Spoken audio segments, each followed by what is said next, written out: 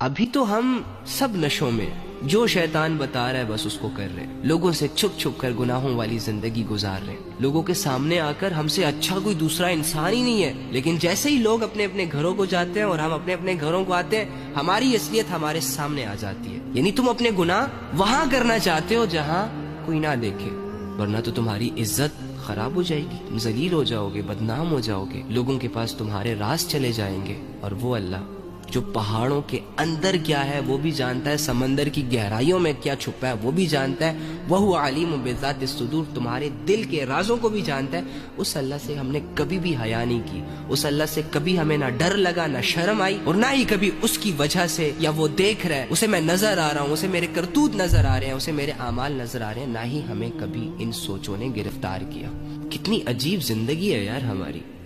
ہم اپنے آپ کو عقل مند کہتے ہیں، جب بھی آپ اللہ کی طرف آئیں گے، اللہ کو راضی کرنے کی کوششیں کریں گے تو اس کے لیے آپ کو بہت ساری چیزیں کرنی پڑیں گی، بہت ساری چیزوں کو چھوڑنا ہوگا، گناہوں کو، اپنی مرضیوں کو، حرام محبتوں کو، حرام کمائیوں کو، بہت ساری چیزوں کو اپنانا ہوگا، نیکیوں کو، تقوی کو، پرہیزگاری کو، حیا کو، حلال چیزوں کو، بہت ساری چیزوں سے لڑنا ہوگا، نفس سے، ہوس سے، شیطان سے، دل میں پیدا ہونے والے گناہوں کے خیالوں سے، ذہن میں چلنے والے گناہوں کی پلاننگ سے،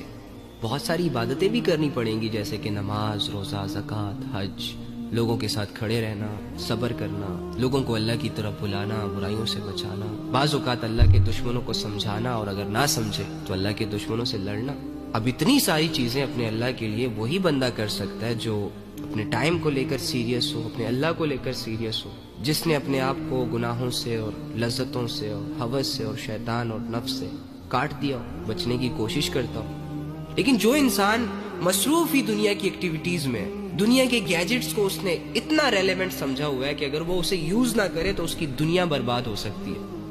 وہ انسان اللہ رب العزت کے مشنز میں کیسے آگے بڑھے گا؟ جس انسان کے پاس دنیا کے لیے ٹائم ہے، آخرت کے لیے ٹائم نہیں ہے، وہ اپنے تقوی پر کیسے محنت کرے گا؟ وہ اپنی عبادتوں کو کیسے ٹھیک کرے گا؟ وہ اپنے اخلاص کو کیسے ٹھیک کرے گا؟ وہ اپنی نیت کو کیسے ٹھیک کرے گا؟ کیونکہ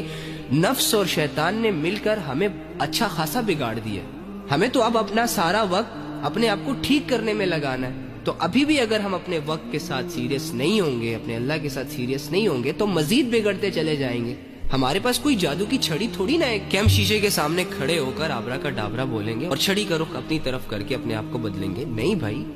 صحابہ نے اپنے ایمان کو بچانے کے لیے خون بہایا، جانیں پیش کی، اولادوں کو قربان کیا۔